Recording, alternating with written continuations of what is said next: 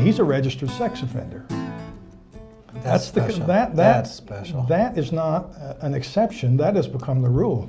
I am, for the most part, your average violent felon. I've never preyed on another person or another person's property in my life. But if you look at me in the sense of a job interview and do a background check, it's not going to be pretty. And I'll never see a face. And I met dozens of people literally like that. You have to declare that stuff, because if they run a check, then they find it anyhow. And that's okay if it were real. Right. What the public doesn't understand is that crime and criminal has been redefined. It's not what we learned about when we grew up in school. The word intent has gone out of the legal system. Now you can be one person and be a perpetrator and a victim of a crime and be in prison. No longer does it require two people to have a crime. You don't have to prey on another person or another person's property. Right. And that's a huge amount of the incarcerated population in this state. One person goes to prison in Arizona every 45 minutes since 2004. Alleged crimes, yeah. Whatever the case may be. You sign a piece of paper, you're a criminal. Nobody looks at why you signed the piece of paper.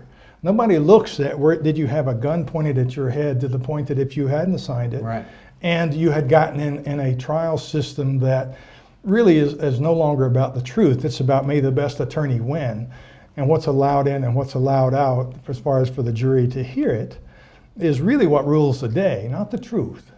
And then we're finding out with these interviews is who's in cahoots with each other. It seems like there's a chain effect. There seem to be a lot of people in cahoots. There's a lot of that in Arizona. I mean, remembering that Arizona has gone from a western state or a southwestern state that was of little notoriety, that no one really paid attention to a great deal of notoriety in the last 20 years or 25 years.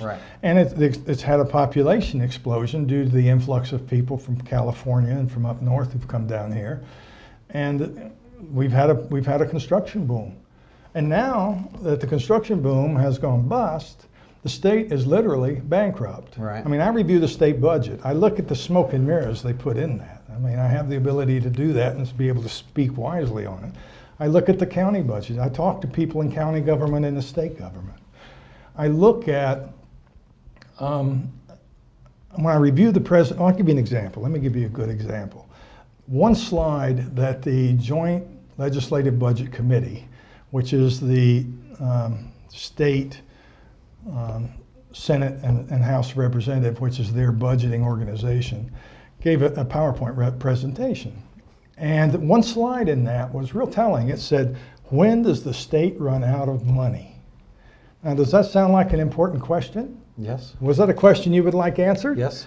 When you go through all the slide, no one addresses the question anywhere on the slide. It completely talks about other subjects, the first subject being we really don't know, and goes on and then ends with a question. And these are people that are in charge of the finances of the state? Yeah. They're giving the representatives the answer that the representatives want, as far as I can tell, because if in business, that would not fly. I'm personally sick and tired of this state being so broke. You see all that tax money, all this revenue coming in. Why is this state so broke? This state is so broke because of the way it preys on the population in this state. If you go to the same website, it's called the jlbcwebsite.gov. Okay. If you go there and you start downloading charts and graphs that are there, they're not lying, they're telling the truth. The income tax and sales taxes for the state of Arizona have been diving. For income tax at a 45-degree angle, for a sales tax at a 60-degree angle since Andrew Thomas was elected in office in 2004. Now they're talking lately about this 1% sales tax. Yeah. Well, it's a joke. If you talk to anybody who knows anything about budgeting and is in government, they know it's a joke. It's a joke because you're talking about raising a lot of money on a crashing aircraft that's just heading right into the dirt. Just throwing more money at bad. That too, but you're talking about an ever-shrinking number. You're talking about increasing revenues, but this year's revenues are higher than next year's revenues, which are higher than the year after that revenues. So they're talking about shrinking revenues, and this 1 cent is going to create a lot of money on shrinking revenues, not flat revenues or increasing revenues. Okay, I got you. And it's just not going to work. Now, if you look at how they do savings at the state level, they push back the cost of the Superior Court judges to the counties. That's not a savings, that's a cost transfer. All right. You move it from income taxes to sales taxes and property taxes. And there's legislative or different kinds of laws and statutes in place that prevent the counties from raising those things whenever they want to. All right. So it really creates a problem, but there's no savings in that. They didn't fire anyone.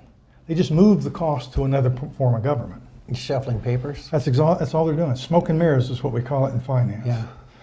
And a good 15 to 20% of the state budget right now is just that. Just smoke and mirrors. And since this government cannot print money, unlike the bigger government, they can't fix that problem.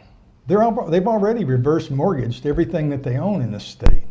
Everything that the taxpayers paid to build through bond measures, they sold it all to private enterprise and became renters, which is the equivalent of a reverse mortgage. And when do you do a reverse mortgage?